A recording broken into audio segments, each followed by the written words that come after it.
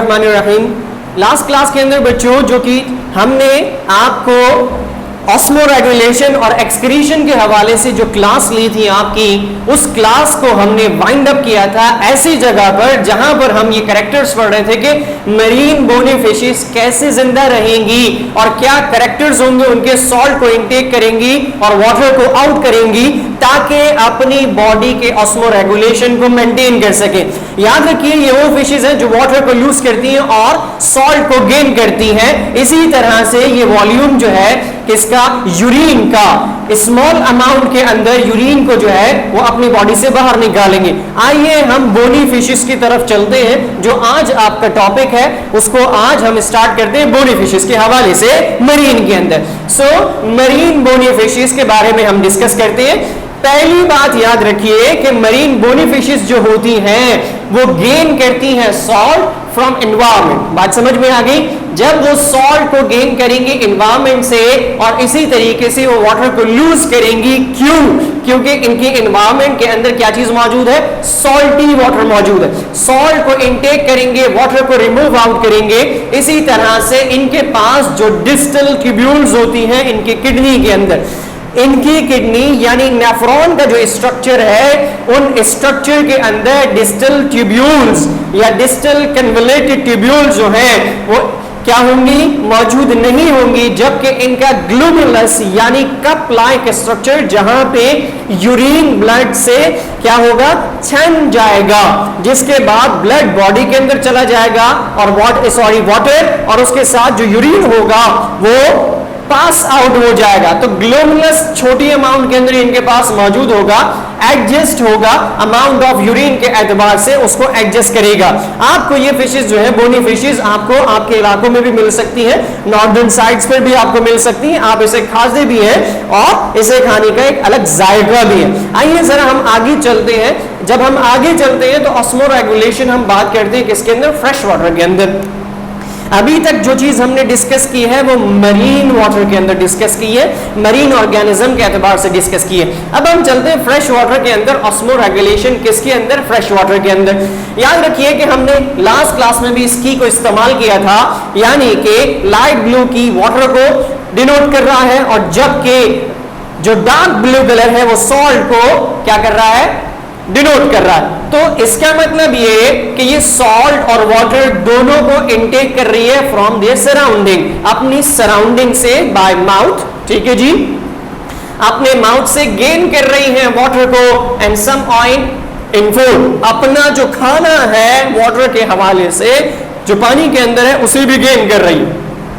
अब take off salt ion by gills, gill से भी यानी गलफड़ों से भी ये क्या कर रही है, सॉल्ट को या ऑइंस को इनटेक कर रही है। इसके बाद हम देखें ऑस्मोटिक वाटर जो है गेन कर रही है through gills and other part of the body surface, और इसी तरीके से ऑस्मोटिक वाटर को भी ये गेन कर रही है। सॉल्ट भी गेन कर रही है, ऑस्मोटिक वाटर को भी गेन कर रही है।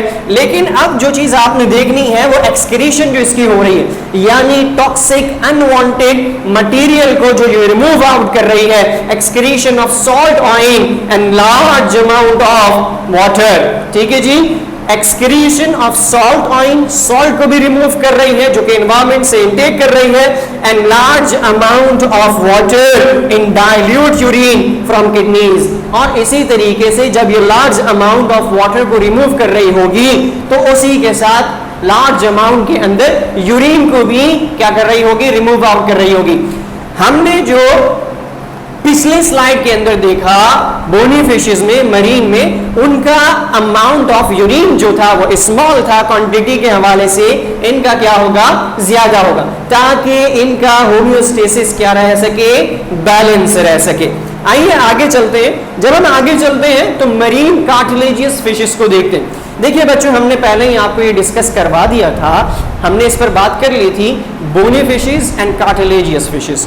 कार्टिलेजियस फिशेस वो फिशेस होती हैं जिनके अंदर बोन्स नहीं होती, यानी सॉफ्ट बोन होती हैं जो कि कार्टिलेज की बनी हुई होती है। क्लियर होगी बात? जैसे कार्टिलेज क्या है, सॉफ्ट बोन है, आपकी नोज, आपका ईयर, ठीक है जी, ये कार्टिलेजियस बोन का बना हुआ है। तो अब हम बात करते हैं मरीन के अंदर कार्टिलेजियस फिशेस के हवाले से। Shark tissues contain a high concentration of urea. Shark जो है वो अपने अंदर यूरिया की एक बड़ी अमाउंट को रखती है। To prevent urea from damaging other organ और organic molecules in the tissues.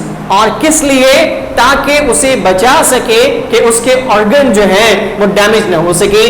They have trimethyl amino और अमीनो ऑक्साइड, और अमाइन ऑक्साइड भी इसे कहा जाता है, ट्राइमिथाइल अमाइन ऑक्साइड। क्या करता है ये ट्राइमिथाइल अमाइन ऑक्साइड? अगर हम इसके बारे में पढ़े तो ये क्या करेगा?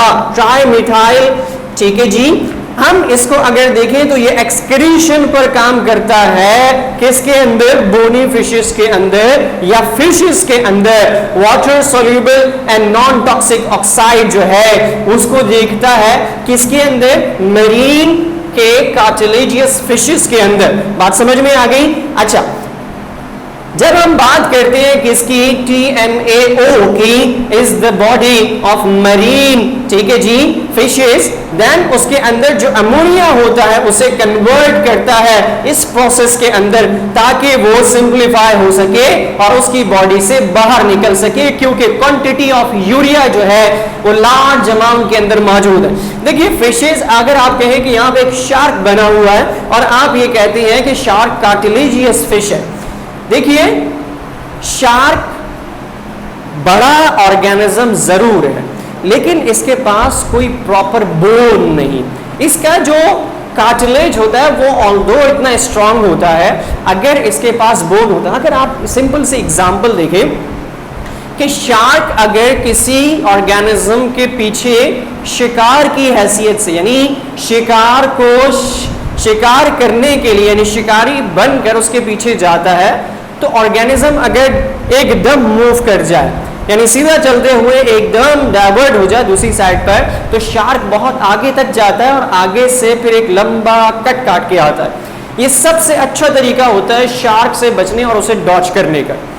अगर इसके पास कार्टिलेज की जगह बोन्स होती, ये भी फौरन के फौरन डाइवर्ट हो जाती, उसके पीछे मूव कर जाती, फौरन मूव कर जाती, क्योंकि बैकबोन इसको मूव करा देती। चूंकि इसकी बैकबोन किसकी बनी हुई है? कार्टिलेज की, तो इसीलिए वो अपनी बॉडी का मास संभालने के लिए पूरा आगे जाती है और फिर उसके बाद एक लंबा चक्कर काट के आती है। तो याद रखिए, आपकी जो शार्क, यानी जो शार्क है आपके पास, वो कार्टिलेजियस फिशेस के अंदर शामिल है।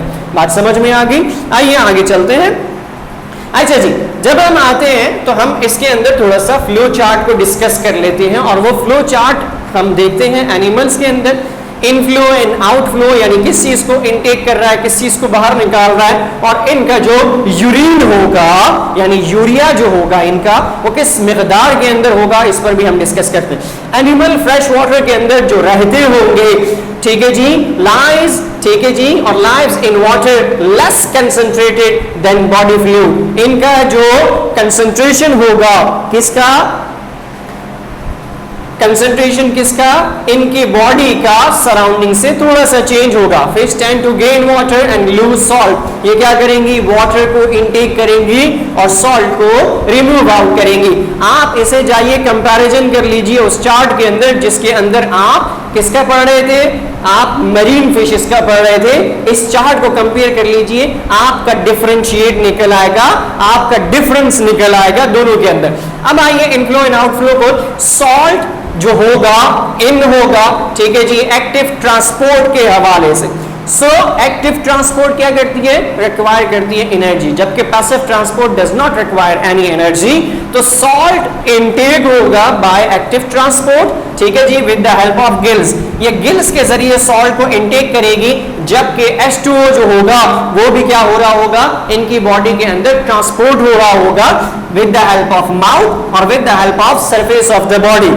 अब ये सॉल्ट को क्या कर रही होंगी? बाय यूरिन अपनी बॉडी से बाहर निकाल रही होंगी, क्योंकि इन्होंने वाटर को भी इनटेक करना है अपने आप को क्या करने के लिए? सरवाइव करवाने के लिए, और उसे बाहर भी निकालना है। अगर ये बाहर नहीं निकालेंगी तो क्या होगा?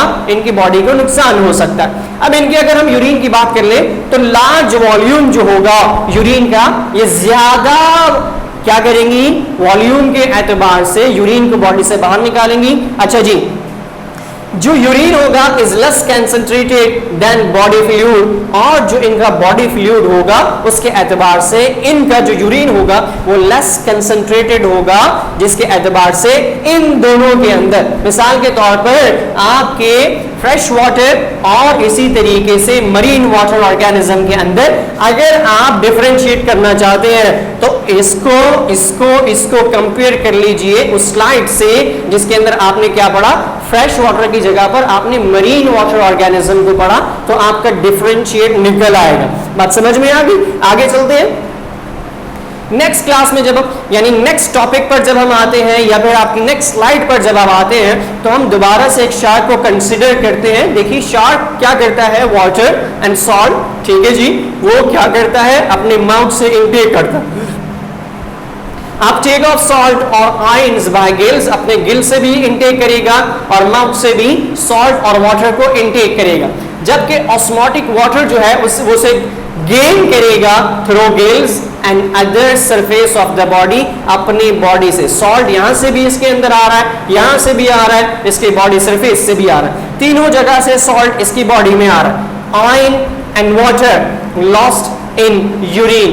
अब जो कंसंट्रेटेड आयन यानी सॉल्ट है उसे क्या कर रहा है, ये यूरिन के जरिए रिमूव आउट कर रहा है। कौन? शार्क। हमने जैसे बताया कि शार्क क्या है, कार्टिलेजियस फिशेज है। अब सॉल्ट एक्सक्रीटेड बाय, ठीक है जी, अपनी बॉडी से यानी कि ग्लैंड के जरिए ये अपनी बॉडी से क्या कर रहा है, एक्सक्रीट आउट कर रहा है। क्यों? क्योंकि अपनी अगर इसने इस सॉल्ट को रिमूव आउट नहीं किया तो इसके बॉडी के जितने ऑर्गन हैं वो सड़ना शुरू हो जाएंगे, और उससे बचने के लिए, क्योंकि ये इनटेक हर जगह से कर रहा है, इसीलिए इसको क्या करना पड़ेगा, रिमूव आउट करना पड़ेगा।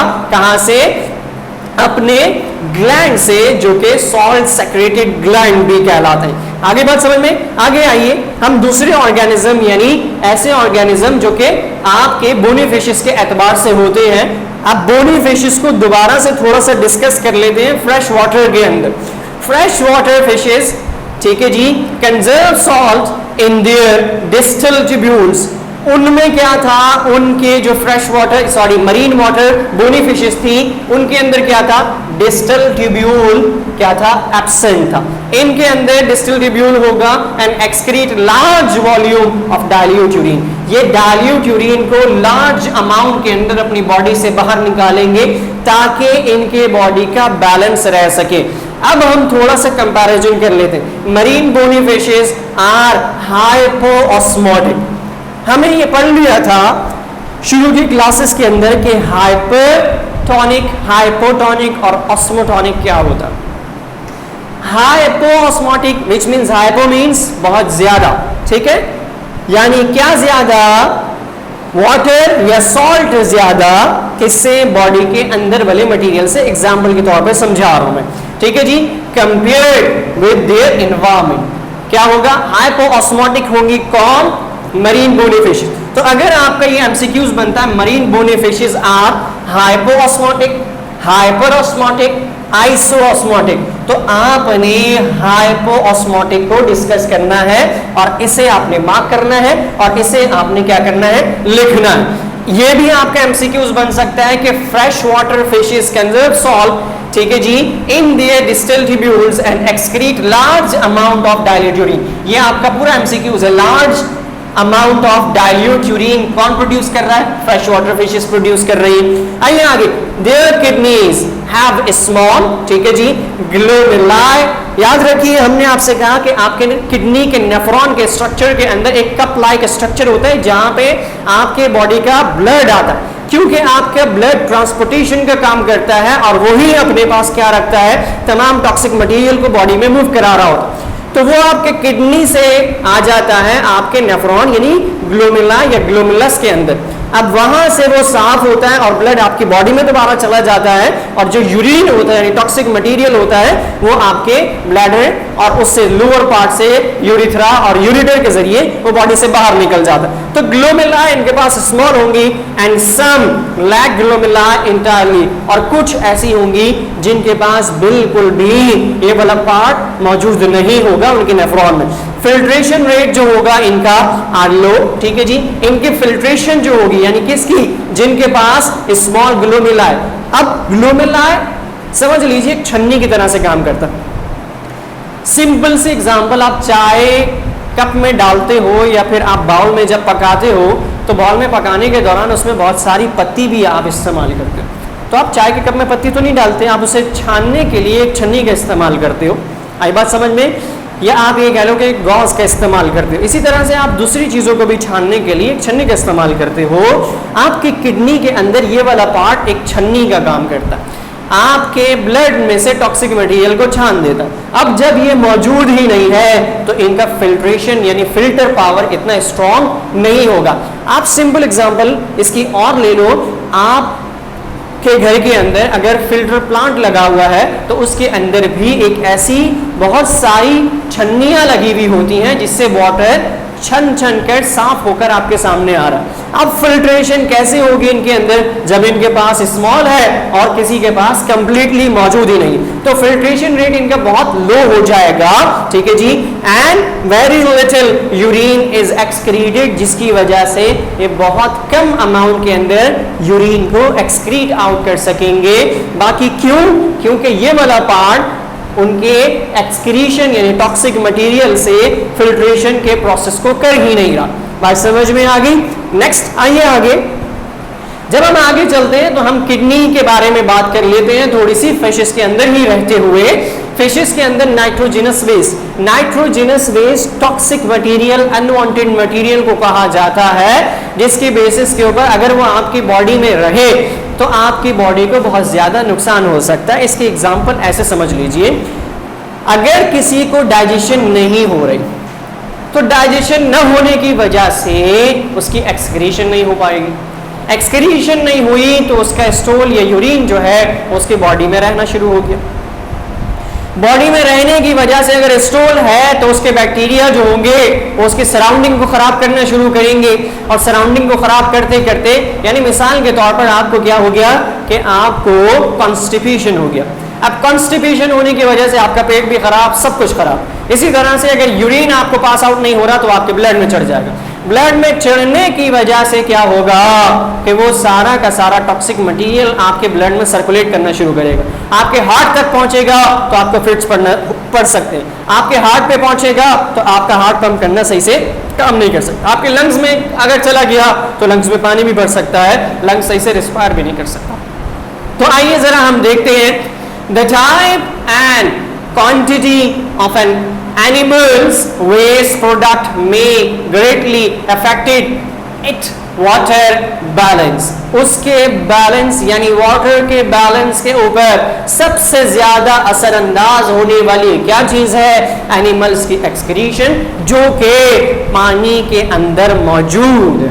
अब हम बात करते हैं ऐसे कि among the most significant waste are nitrogenous breakdown product of protein and nucleic acid। देखिए बच्चों, हम पहले ही इस बात पर डिस्कस कर चुके हैं कि अगर बर्ड्स होंगी तो बर्ड्स अपना वेस्ट प्रोडक्ट न्यूक्लिक एसिड की फॉर्म के अंदर रिड्यूस करती हैं या यूरिक एसिड की फॉर्म के अंदर क्या करती हैं? प्रोड्यूस करती हैं।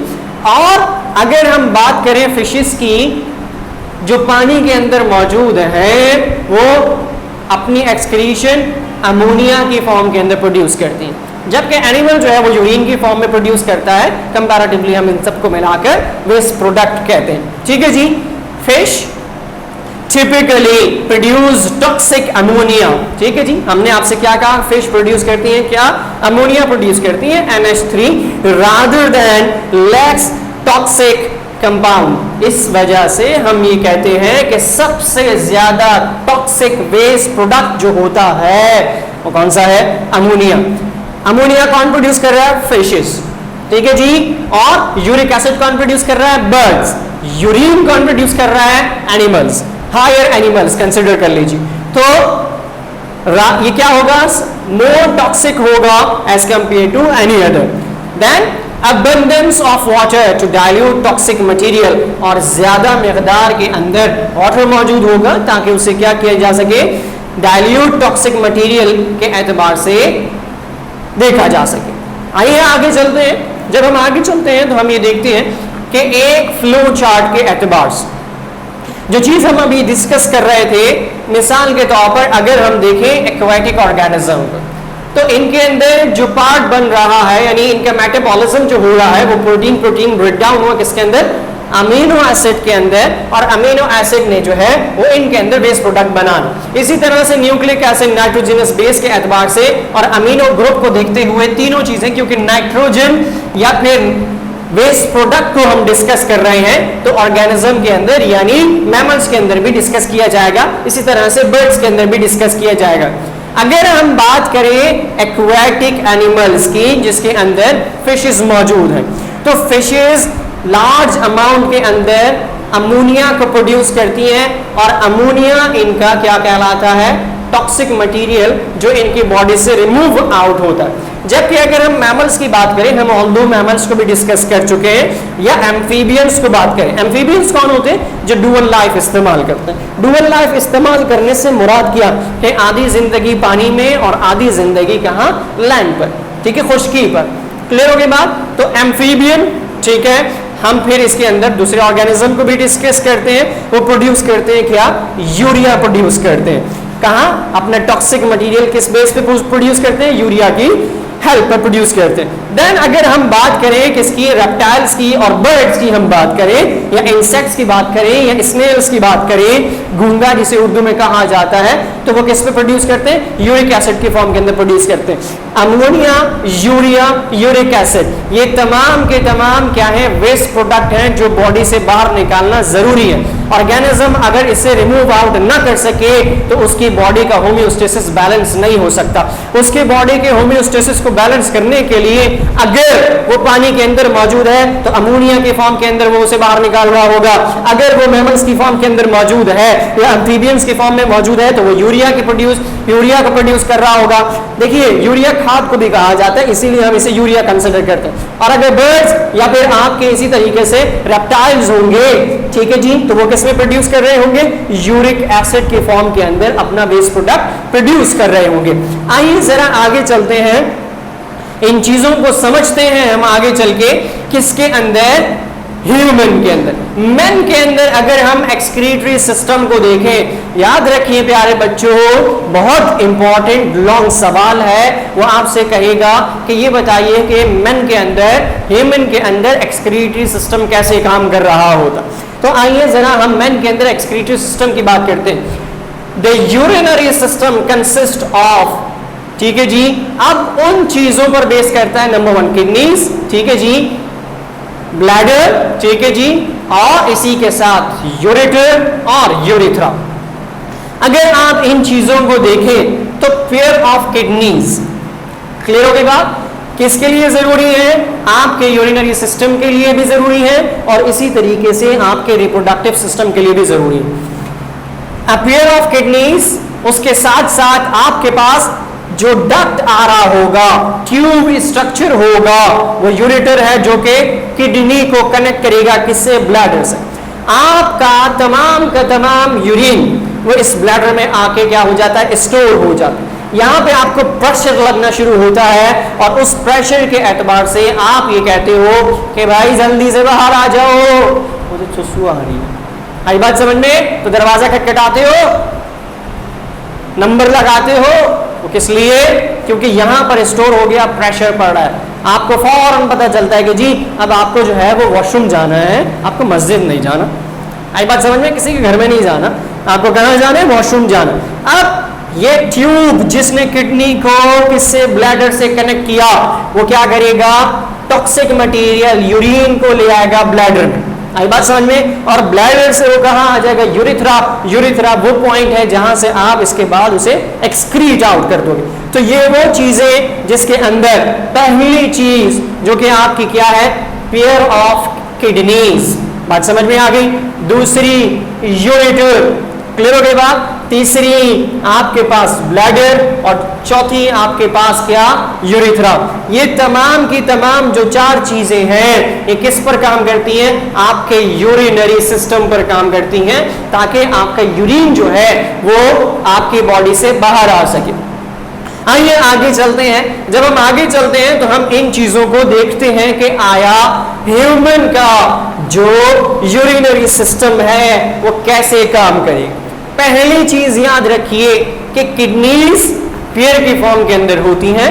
हाँ, एक्सेप्शनल होगा कोई जिसके पास पैदाइशी किडनी होती। देखिए बच्चों, अल्लाह ताला ने आपको 2 किडनियां इसलिए दी हैं कि आपकी एक किडनी में कोई प्रॉब्लम आ जाए तो दूसरी किडनी उसका क्या करे, अजाला करे और उसका बैलेंस अपने ऊपर लेके आपकी बॉडी को सही से चला सके। इसकी एग्जांपल ऐसे समझिए कि आपकी किडनी यानी 2 किडनीज, एक किडनी आपका काम करती है 95%, ठीक है जी, और एक काम करती है कितना, 5%। टोटल कितना हुआ, 100%। तो ये जो 5% है ये आपकी बॉडी के अंदर कैसे मौजूद है कि इसका इतना ज्यादा काम नहीं है as compare to other kidney. ये इसने पूरा आपका बैलेंस संभाला हुआ है।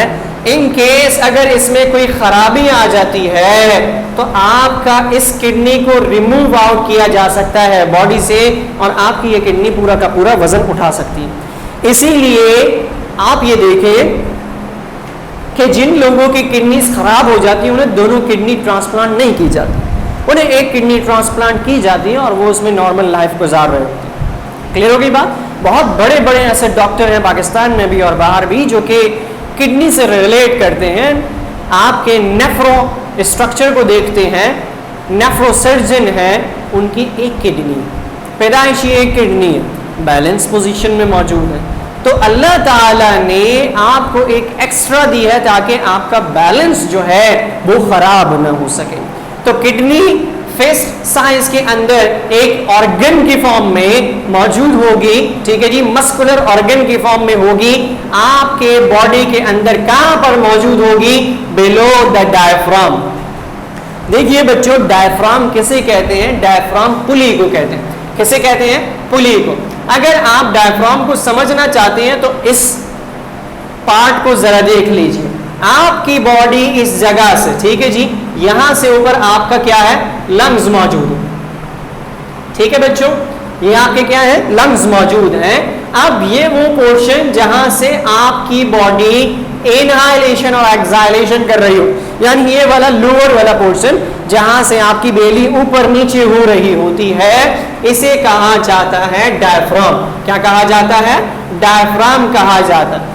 अब इस डायफ्राम की अगर हम बात करें तो कहां मौजूद है, in the small of the back, आपके डायफ्राम के थोड़ा सा बैक साइड पर, ये वाली पोजीशन, ये वाली, ठीक है जी।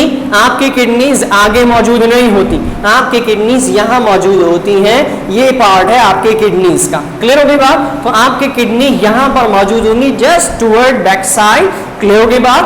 और कहां मौजूद होंगी, आपके डायफ्राम में। Kidney is a beam shape structure. Beam समझते हैं किसे कहा जाता है, मिस्टर बीम की बात नहीं कर रहा मैं, बीम लाइक स्ट्रक्चर कहा जाता है लोबिया को। लोबिया अगर आप देखें तो लोबिया का जो स्ट्रक्चर है, लोबिया के स्ट्रक्चर के अंदर अगर आप देखें तो लोबिया का स्ट्रक्चर जिस तरह से होता है उसे कहा जाता है बीम शेप्ड, ठीक है जी, with a depression called the hilum. अब ये कवर्ड लेयर होती है उसे कहा जाता है हेलियम, ठीक है जी। Blood from the aorta enters, ठीक है जी।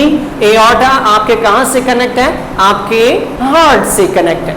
अब ये क्या करता है, एओर्टा डीऑक्सीजनेटेड ब्लड को लेकर आ रहा, इंटर्स the kidney through 2 renal arteries. अगर हम बात करें आर्टरीज और वेन्स की तो प्यारे बच्चों इसका फर्क समझने के लिए एक छोटी सी चीज याद रखिए, आर्टरीज एंड वेन्स। आर्टरी,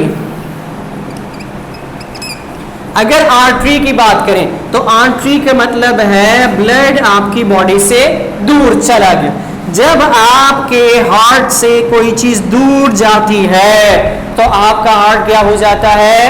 दिल बर्दाश्ता हो जाता है। दिल बर्दाश्ता होने की वजह से हार्ट टूट जाता है। अब देखो इस हार्ट के अंदर आपको गैप नजर आ रहा है, विच मीन्स के कोई चीज आपके हार्ट से दूर चली गई। तो रीनल आर्टरी, बात समझ में आ गई? ब्लड को हार्ट से जो लेकर आ रही। अब अगर बात करें किसकी? वेन्स की। किसकी? वेन्स की अगर बात करें तो इसे याद रखिए कि क्या? Return to the heart. ठीक है जी, आपके हार्ट में ब्लड का वापस आना। ठीक है, आपके हार्ट यानी कोई चीज जो आपके दिल से दूर गई वो वापस जब आपके दिल के करीब आती है तो आप उसे याद करते हो किससे? एक कंप्लीट हार्ट की फॉर्म के अंदर, जो कि पहले ब्रोकन था और अब ब्रोकन से क्या हो गया? क्योंकि रिटर्न हो गया। तो away from the heart, return to the heart. अब हम आते हैं किस पर? कि रीनल आर्टरी से, एओर्टा के जरिए रीनल आर्टरी से आया। ठीक है जी, एवरी माइन्यूट अबाउट। ठीक है जी, और जब भी हम बात करते हैं आपके किसके हवाले से?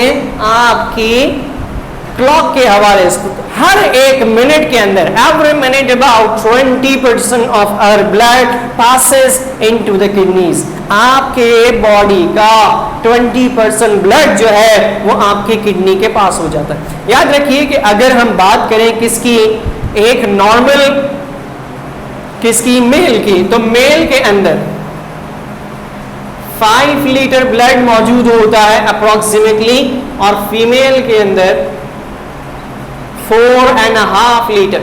ठीक है जी, 4.5 लीटर ब्लड मौजूद होता है। अब इन दोनों में से 20% ब्लड जो है वो पर मिनट के हवाले से, आपके एक मिनट के हवाले से क्या हो रहा है? 20% आपकी किडनी के अंदर जा रहा है, पासेस हो रहा है। क्लीन ब्लड लीव्स, ठीक है जी, the kidneys through the renal vein. अब क्या हुआ कि वो क्लीन होने के बाद renal vein return to the heart into the vena cava. Vena cava से दोबारा किसमें? आपके हार्ट की तरफ। अभी मैंने यही बात की आपसे, आर्टरी से क्या हुआ? रीनल आर्टरी ने भाग ले गया। ठीक है जी, हार्ट से किडनी की तरफ आ गया। अब वापस जा रहा है ब्लड कहां पे? Vena cava. Return to the heart, clean blood return to the heart with the help of veins. बात समझ में आ गई? तो वेन्स के जरिए वो वापस आपके बॉडी के अंदर चला जाएगा। आइए जरा आगे चलते हैं। नेक्स्ट हम जो चलते हैं वो नेक्स्ट प्रोसेस को देखते हैं कि आपकी किडनी के अंदर आगे क्या क्या चीजें हो रही हैं। तो बच्चों, हमने ये चीज डिस्कस की, आपके सामने एक स्ट्रक्चर नजर आ रहा है ह्यूमन किडनी का, जो कि हमने डायसेक्ट करके आपके सामने रखा। A section through the kidney shows an outer darker region. याद रखिए, जो आउटर डार्क रीजन आपको नजर आ रहा है उसे क्या कह रहा है? वो कॉर्टेक्स कह रहे हैं। बात समझ में आ गई? And a lighter inner zone is medulla. इसी के अंदर यानी इस डार्क रीजन से थोड़ा सा आगे चले जाओ, कौन सा पार्ट कहलाएगा? मेडुला कहलाएगा। एंड देन उसके बाद जो हम पेल्विस से डिस्कस करते हैं, सारा का सारा ब्लड आपके नेफ्रॉन से इस पेल्विस में आके गिरता है। जब इस पेल्विस में गिरता है आके, तो पेल्विस कौन सा स्ट्रक्चर है? ये जो आपको व्हाइट पोर्शन नजर आ रहा है, इसे क्या कहते हैं? पेल्विस कहते हैं। सारी नेफ्रॉन ब्लड को कलेक्ट करेंगी और पेल्विस में गिरा देंगी, और पेल्विस से ये जो आपको एक पाइप नजर आ रहा है इसे यूरेटर कहते हैं। ब्लड यहां से फ्लो होगा, और यहां से फ्लो होने के बाद मिसाल के तौर पर यहां से ब्लड आया, यहां से ब्लड आया, यहां से ब्लड आया, यहां से ब्लड आया, यहां से आया, और यहां से इसमें आते हुए यहां से निकल जाएगा, आपके बॉडी से बाहर निकल जाएगा। तो ये एक स्ट्रक्चर है किडनी का, इसे बड़े गौर से देखिए, क्योंकि आगे हम जो चलेंगे वो हम एक छोटा सा क्विज खेलेंगे। ठीक है जी, चलते हैं आगे। उसके अंदर क्या होगा कि अब हम जो है वो आपसे ये कहते हैं कि प्यारे बच्चों, हमने आपके सामने इस चार्ट को एमसीक्यूज के हवाले से तोड़ दिया। अब जब हमने इसे एमसीक्यूज के हवाले से तोड़ दिया तो हमने ये कहा आपसे आइडेंटिफाई कॉर्टेक्स, बताइए कॉर्टेक्स कहाँ है, मेडुला कहाँ है, पेल्विस कहाँ है, यूरेटर कहाँ है। हमने आपको बताया ये डार्क रीजन कौन सा था, ये लाइट रीजन कौन सा था, हमने आपको बताया कि ये व्हाइट रीजन कौन सा था, इसके अंदर क्या हो रहा था, हमने आपको बताया कि ये जो ट्यूब लाइक स्ट्रक्चर है ये कौन सा स्ट्रक्चर है। अब आपने इसे आइडेंटिफाई करना है, अगर आपने उसे गौर से सुना है तो आप फौरन के फौरन इसको नाम दे दीजिए कि कहां मेडुला है, कहां कॉर्टेक्स है, कहां पेल्विस है और कहां आपका यूरेटर। आइए जरा आगे चलते हैं, किडनी के स्ट्रक्चर को डिस्कस करते हैं। देखिए बच्चों, किडनी का स्ट्रक्चर अगर हम देखें तो वो कुछ इस तरीके से हमें नजर आता है। हमने जो डार्क रीजन की बात की वो ये रहा, ठीक है जी, और जो हमने लाइट रीजन की बात की वो ये रहा। क्लियर होगी बात। कॉर्टेक्स आउटर पार्ट था, ठीक है जी, जो कि डार्क पार्ट था, मेडुला इनर पार्ट था, ठीक है जी। अब आते हैं आपके ट्यूब्यूल्स पर। देखिए अगर हम ट्यूब्यूल्स पर आते हैं तो ट्यूब्यूल्स ने क्या करना है, वाटर को और जो आपका टॉक्सिक मटेरियल है उसे यहां से आपके किडनी से लेता आके यहां से आकर इस पेल्विस में गिरा देगा। पैरामाइट्स इस पोर्शन को कहा जाता है जिसके अंदर नेफ्रॉन मौजूद है। अब कलेक्टिंग डक्ट यहां से वॉल के आपका जो डाइल्यूट यूरिन होता है या टॉक्सिक मटेरियल होता है वो क्या होगा, पेल्विस में आके गिरेगा।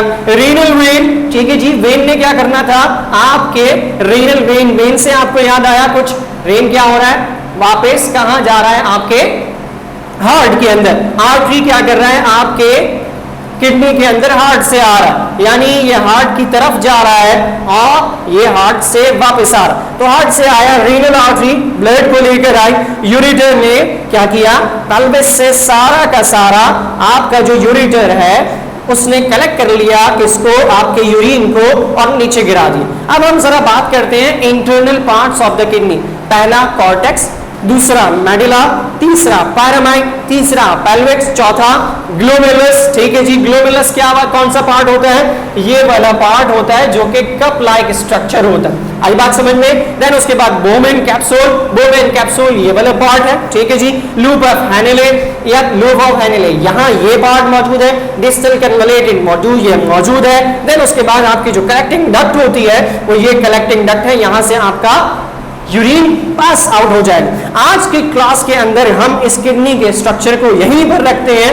नेक्स्ट क्लास में जब हम आएंगे तो हम इनके फंक्शंस को पढ़ेंगे और किडनी के अल्ट्रा फंक्शन को पढ़ा जाएगा जिसके अंदर अल्ट्रा फिल्ट्रेशन, ये तमाम चीजें हम डिस्कस करेंगे कि कैसे वो फिल्ट्रेशन कर रही है, कैसे एब्जॉर्प्शन कर रही है, ये तमाम चीजों को हम डिस्कस करेंगे। आज की क्लास में आपके किडनी के स्ट्रक्चर को यहीं पर क्लोज करते हैं। नेक्स्ट क्लास में मुलाकात होती है। अल्लाह हाफिज।